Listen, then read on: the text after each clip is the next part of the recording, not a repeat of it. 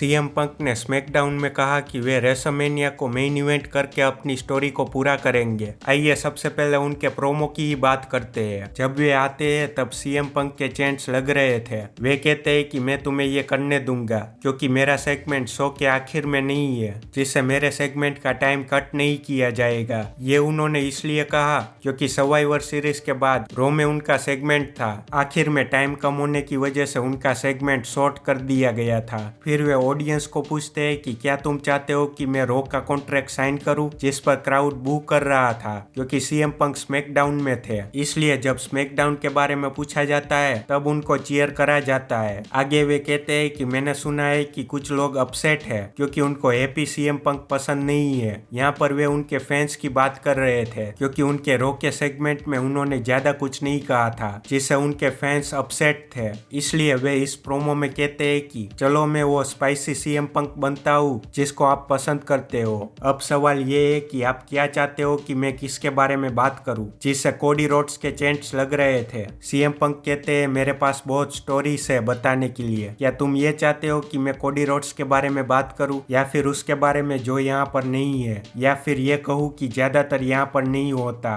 Roman Reigns. फिर वे Roman Reigns को acknowledge करते हैं, लेकिन वे ये भी कहते हैं कि ये मत भूलना कि पॉल हेमन तुम्हारे वाइस मैन से पहले मेरा वाइस मैन था। खैर रोमन रेंस तो यहाँ पर नहीं है, लेकिन उसके कजन्स यहाँ पर है। अगर मैं स्मैकडाउन में रहकर उनसे फाइट करूंगा तो मुझे बैकअप की जरूरत पड़ेगी। क्या मैं रैंडी ऑर्टन पर भरोसा कर सकता हूँ जिसके साथ मेरी हिस्ट्री रही है? शायद वो मेरा साथ दे, लेकिन एक है जो मेरा साथ देगा। फिर वे एले नाइट की एक्शन करते हैं और क्राउड उसके साथ एले नाइट का नाम लेते हैं। फिर वे केविन ओवेंस के बारे में कहते हैं कि हम दोनों एक जैसे हैं, हम दोनों दूसरों के चेहरे पर पंच मारते हैं, लेकिन मुझे नहीं लगता कि कोई उस आदमी के साथ काम करना चाहेगा जो दूसरों को बैकस्टेज पंच मारता है। यहाँ पर वे अपनी AEW की बैकस्टेज कंट्रोवर्सी के बारे में बात कर रहे थे। उसके बाद वे कहते हैं कि सब लोग मुझे देखकर खुश है सिवाय एक आदमी के, जिसे सुनकर फैंस सेथ रॉलिंस का गाना गा रहे थे। और सीएम पंक कहते हैं कि मैं उसके बारे में बात नहीं करूंगा क्योंकि वो अपने घर में मैन नहीं है। ये उन्होंने इसलिए कहा क्योंकि बेकी लिंच जो सेथ रॉलिंस के वाइफ है उनका निकनेम द मैन है। खैर सीएम पंक आखिर में कहते हैं कि मैं निक अल्डिस से स्मैकडाउन के बारे में बात करूंगा, शॉन माइकल से NXT के बारे में और रॉ में एडम पियर्स से। सबकी बातें सुनने के बाद रॉ में मैं अपना फैसला लूंगा। सभी बात कर रहे हैं अपनी स्टोरी पूरा करने की, लेकिन जब रॉ में मैं कॉन्ट्रैक्ट साइन करूंगा तब मेरी स्टोरी को पूरा करने की जर्नी शुरू होगी, जो कि है रेसलमेनिया को मेन इवेंट करना। मुझे लगता है कि वो रॉ के सुपरस्टार बनेंगे क्योंकि उन्होंने इस प्रोमो में सबके नाम लिए सिवाय सेथ रॉलिंस के। उन्होंने उनका नाम तो नहीं लिया, लेकिन उनके बारे में ट्रैश टॉकिंग करी।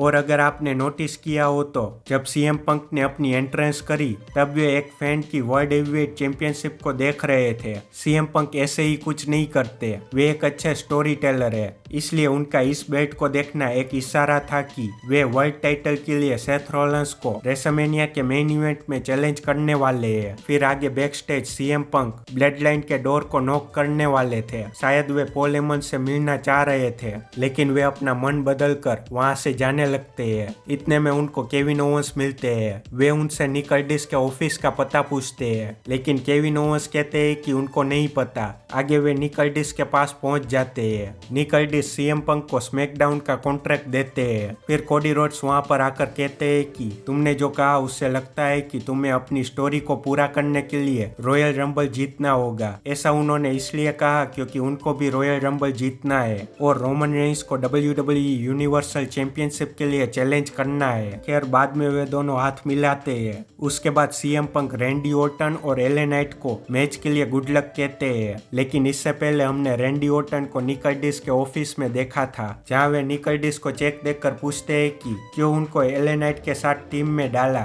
वे एले नाइट को ठीक से जानते भी नहीं है। निक अल्डिस कहते हैं कि उनको भी ब्लड लाइन से प्रॉब्लम है और तुम्हें भी, इसलिए। फिर वे चेक को देखकर कहते हैं कि फाइन $50,000 का था, ये 1 लाख है। रैंडी ऑर्टन कहते हैं कि वो अगली बार के लिए। इस फाइन की वजह यह थी कि रैंडी ऑर्टन ने निकल्डिस को आरकेओ मारा था और वे शायद आगे भी उनको आरकेओ मारने वाले हैं, इसलिए एडवांस में उन्होंने फाइन भर दिया। फिर मेन इवेंट में उनका और एले नाइट का मैच सोलो और जिमी ऊसो के साथ होता है, जिसमें क्राउड बहुत एक्साइटेड था। मैच भी बहुत अच्छा रहता है। आखिर में जब रैंडी ऑर्टन जिमी ऊसो को आरकेओ मारने जा रहे थे, तब सोलो उनको रोककर समोन स्पाइक मारने की कोशिश करते हैं, लेकिन एले नाइट उनको डीडीटी मार के जिमी ऊसो को बीएफटी मारने जा रहे थे, लेकिन रैंडी ऑर्टन जिमी ऊसो को आरकेओ मार के जीत जाते हैं। फिर वे दोनों हाथ मिलाते हैं। शो में सेंटोस एस्कोबार और ड्रैगन ली का भी मैच होता है, जिसमें डोमिनिक मिस्टीरियो आकर अनाउंस टेबल के पास खड़े रहकर मैच देख रहे थे। वे ड्रैगन ली के लिए आए थे क्योंकि उन दोनों का अगले दिन एनएक्सटी नॉर्थ अमेरिकन चैंपियनशिप के लिए मैच होने वाला था, जिसमें ड्रैगन ली ने चैंपियनशिप जीत ली। खैर, इस मैच के विनर सेंटोस एस्कोबार बनते हैं, जिससे वे टूर्नामेंट में आगे बढ़ते हैं। इस टूर्नामेंट का दूसरा मैच बॉबी लैशली और कैरियन क्रॉस के बीच था, जिसमें बॉबी लैशली स्पीयर मार के विनर बनते हैं। शो में कोडी रोड्स का सेगमेंट भी था, जिसमें वे WWE की तरफ से यूएसए की आर्म्ड फोर्सेस को थैंक यू कहते हैं। इसके अलावा शो में आस्का और शार्लेट फ्लेयर का भी मैच था, जिससे पहले बैकस्टेज बेली कहते हैं कि वे इस मैच में इंटरफियर नहीं करेंगे और डकोटा काई कहते हैं कि हम आस्का के लिए रिंग साइड पर रहेंगे। लेकिन मैच के शुरू होते ही मिशेन, जेलिना वेगा, बियंका ब्लेयर और शॉर्ट्जी